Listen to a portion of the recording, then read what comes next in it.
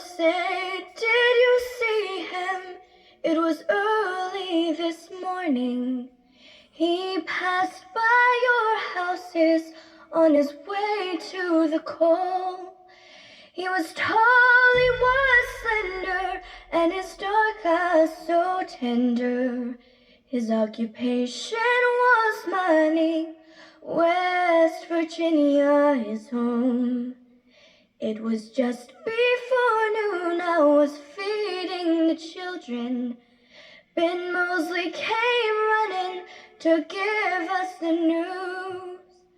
Number 8 was all flooded, many men were in danger, and we don't know their number, but we fear they're all doomed. Oh, what will I say to his poor little children?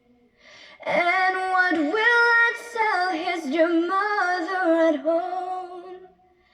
And it's what will I say to my heart that's clear broken?